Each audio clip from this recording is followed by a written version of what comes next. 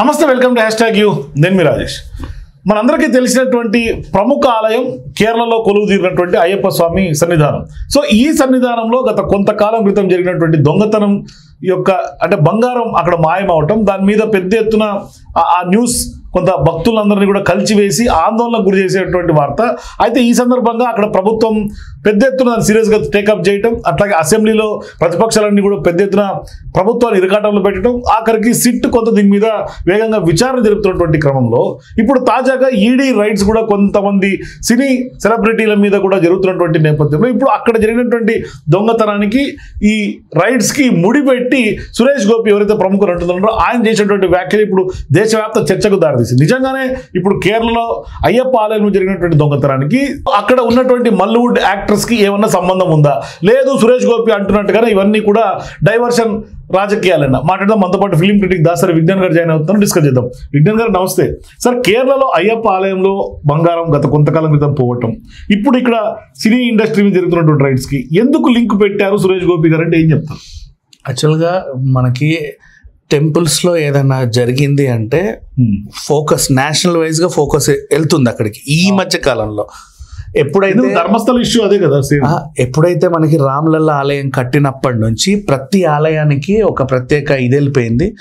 And ఈ మధ్య సినిమాలు కూడా ఒక్కొక్క ఆలయాన్ని బేస్ చేసుకొని రావడం, అన్ని వైజ్గా చూసుకున్నా సరే గుళ్ళల్లో ఏదన్నా అపచారం జరిగితే, పైగా ఈ మధ్య హిందుత్వం గురించి సనాతన ధర్మం గురించి గత 5 ఏళ్ళుగా చర్చలు ఎక్కువగా జరగడం, ఇవన్నిటిని బేస్ చేసుకుంటే గుళ్ళు అంటే చాలు ఇక మన ఆత్మగౌరవానికి సంబంధించిన అంశం లాగా ప్రతి ఒక్కరు ఫోకస్ అవుతారు. శబరిమల ఆలయానికి కూడా చాలా మంది భక్తులు, కోట్లాది మంది నిష్ఠాగరిష్ఠులుగా దీక్ష తీసుకొని మరి వెళ్ళే వాళ్ళు ఉన్నారు, కొన్ని కోట్ల మంది. అండ్ నెక్స్ట్ ఇప్పుడు అట్లా మనకు బాగా విశ్వసించే టెంపుల్స్లో శబరిమల, తిరుమల అండ్ అలాగే ఇప్పుడు అయోధ్య, ఇంకా బోల్డ్ అన్ని టెంపుల్స్, పూరి జగన్నాథ్, కాశీ, వారణాసి, అన్ని ఇది కేదార్నాథ్, బోల్డ్ టెంపుల్స్, శక్తిపీఠాలు అండ్ కామాఖ్య, ఇవన్నీ చూసుకుంటే వీటిలలో కూడా ఎక్కువ ప్రాచుర్యం పొందింది అయ్యప్ప స్వామి టెంపుల్.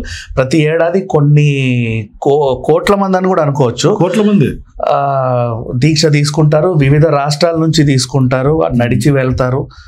అండ్ మీరు కూడా వెళ్ళొచ్చారా? నేను చాలా సార్లు 3 సార్లు. మీకేమన్నా ఎఫెక్ట్ అనిపించింది? ఎఫెక్ట్ అంటే పాజిటివ్ వైబ్ అంతే కదా.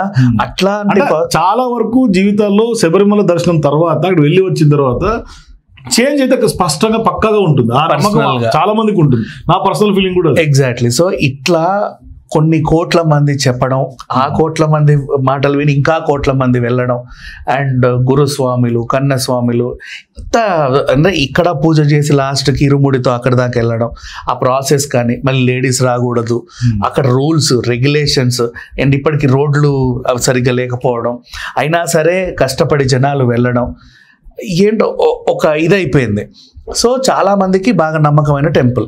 ఇప్పుడు సేమ్ అలాగే మన ఏడుకొండలు కాలినడకన వెళ్ళి తీరా అక్కడ పూజ చేసుకొని వస్తారు. చాలా మందికి అదొక సెంటిమెంట్. అక్కడ నుంచి వెళ్ళొస్తే వాళ్ళ కాళ్ళు కూడా మొక్కుతారు, అబ్బా మీరు అటు వెళ్ళొచ్చారని. అక్కడ ఏదన్నా నగపోయింది, నట్రపోయింది అంటే ఎలా ఉంటుంది? నెక్స్ట్ పూరి జగన్నాథ్ టెంపుల్ ఏదన్నా చిన్న పోయిందన్నా, అంతెందుకు గ్రామ దేవతలు అమ్మవారి మొక్కు పుడకపోయిందన్న చాలా పెద్ద ఇష్యూ అది. అట్లాంటి టైంలో ఇక్కడ శబరిమలలో బంగారం కొంత మిస్ అయింది అని ఒక కంప్లైంట్ వచ్చిందట. ఆ కంప్లైంట్ మీద పోలీసుల విచారణ జరుగుతుంది. అది ఆ నోట ఈ నోట పడి ఇంత ఇంత ఇంత అలా మెల్లిగా సామాజిక మాధ్యమంలో వైరల్ అవుతా ఉంది. సో ఈ టైంలో అది ప్యారలల్ సిచ్యువేషన్ పక్కన పెట్టేస్తే అన్ఎక్స్పెక్టెడ్గా కేరళలో ఏంటంటే పృథ్వీరాజ్ వాళ్ళ ఇంటి మీద, దుల్కర్ సల్మాన్ ఇంటి మీద ఐటీ రైడ్స్ అయ్యాయి. అలా మళ్ళీ రేపు ఇక మోహన్ లాల్ గారిని వదలరు, మమ్ముట్టి గారిని వదలరు, అందరి ఇళ్లలోనూ అవుతాయి. సినిమా వాళ్ళ మీద ఐటీ రైట్స్ అనగానే అదొక రాష్ట్ర వ్యాప్తంగా పెద్ద చర్చ అయిపోతుంది, ఏం చేశారు ఏంటి అంటాను. అయితే కానీ సహజంగా కూడా రైట్స్, ఐటీ రైట్స్ అవుతాయి. ఎందుకంటే సినిమాల్లో కలెక్షన్లు బ్లాక్ అండ్ వైట్ ఇది ఒక పెద్ద మాధ్యమం. సినిమా రాగానే నీకేమో థియేటర్లలో జనాలు కనబడరు, మేము 500 కోట్లని వెనకాల వేసుకుంటాం. నువ్వు 500 కోట్లు ఎక్కడి నుంచి వచ్చాయి, ఇక్కడ లేనప్పుడు ఏం జరుగు, నువ్వేదన్నా చేసావా, లెక్కలు కరెక్ట్ గా చెప్పారా, ట్యాక్స్ కట్టారా లేదా, ఇదంతా కూడా దానికోసం ఉంటుంది. వస్తారు దానికోసం ఒకసారి చూడడానికి, అడగడానికి. మరి రైడ్ అంటే ఏదో కాదు, అడగడానికి. కానీ అన్ని ప్రాపర్ గా చూపించేస్తే వెళ్ళిపోతారు కూడా. కానీ ఆ జరిగిన రైడ్ ఇంటికి బండి వచ్చిందంటే చాలు పెద్ద సంచలనమాట, వచ్చేసారు ఏదో అయిపోతుంది వాళ్ళ ఇంట్లో అన్నట్టు న్యూస్ వస్తుంది. ఆ న్యూస్ ఈ శబరిమలకు ఒక డైవర్షన్ న్యూస్ అని సురేష్ గోపి గారు రీసెంట్గా చెప్పితే అందరికన్నా ఈ రైడ్ నుంచి అటు వెళ్ళింది మళ్ళీ. అవునా, నిజంగానే మన గుడిలో ఇంత దోపిడీ జరిగిందా, వజ్ర వైడూర్యాలు పోయాయా, లేకపోతే బంగారం ఏమైనా పోయిందా, అసలు స్వామివారి మూల విరాట్లో ఏమున్నాయి, ఏం పోయాయి, రహస్య నిధిలో ఏమున్నాయి, ఏం పోయాయి, ఎవరు తీసుంటారు, పూజారులు అందరూ బాగానే ఉంటారు, మనకి ఇంత నమ్మకం, అక్కడికి వెళ్తే చాలు అనిపిస్తుంది. అట్లాంటిది ఏదో పోయిందనగానే ఇప్పుడు మీరు అన్నట్టుగా మీకు కూడా ఏదో బాధేసిందిగా, అట్లా కోట్ల మంది మనోభావాలు దెబ్బతింటాయి. కోట్ల మంది మనోభావాలు నాట్ ఓన్లీ ఒక రాష్ట్రం కేరళ నుంచి, అన్ని రాష్ట్రాల నుంచి వచ్చేసరికి ఆ ధర్మస్థల ఇష్యూ లాగా ఇంకేదన్నా అవుతుందేమో అని చెప్పేసి కేరళ గవర్నమెంట్ దీన్ని డైవర్ట్ చేసింది అని ఈయన అన్నాడు. మరి ఈయన మాటల్లో ఎంత వాస్తవం ఉందో మనకు తెలియదు. ఆయనకు ఉన్నటువంటి ఆలోచన ఆయన చెప్పినట్టు, ఆయనకు ఉన్నట్టు ఆలోచన చెప్పినా బట్ అక్కడ మనుషులే కాబట్టి ఏమో. సరే, ఇప్పుడు అసలు విషయంలోకి వస్తే ఈయన ఈ వ్యాఖ్య చేసినందుకైనా ఆలయ కమిటీ లేదా ఒక స్టేట్మెంట్ పాస్ చేయాలి కదా, లేదు ఇక్కడ అలాంటిది ఏం జరగలేదు, లేకపోతే జరిగింది, అవును ఇప్పటిదాకా ఎందుకు శబరిమలకు సంబంధించినటువంటి అక్కడ బోర్డు, దివసం బోర్డు ఎందుకు దాన్ని ఇప్పుడు ఇవ్వట్లేదు అంటే ఖండించాలి, లేదా క్లారిటీ అని ఇవ్వాలి. అవునండి నిజంగానే జరిగింది, మేము పట్టుకున్నాం, ఇది వీళ్ళే చేసింది అయినా కూడా సాటిస్ఫై అవుతారు. ఒరే ఏం పోయే కాలం మీకు పక్షాలు అసెంబ్లీలో అంత సీరియస్ గా దుమారం రేగేంత వచ్చింది అంటే ఏం జరిగింది అనేది ఒక మిస్టరీ కదా అక్కడ ఉంటుందా.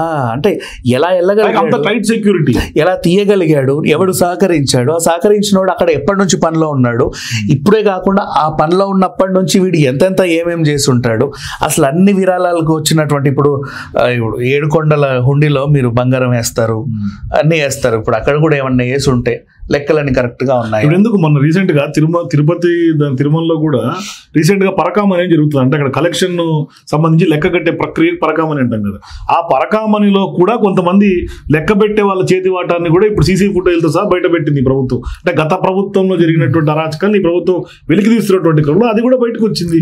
అట్లా ఏమన్నా ఎవరైనా చేతి వాటం ఉందా అక్కడ ఏమన్నా?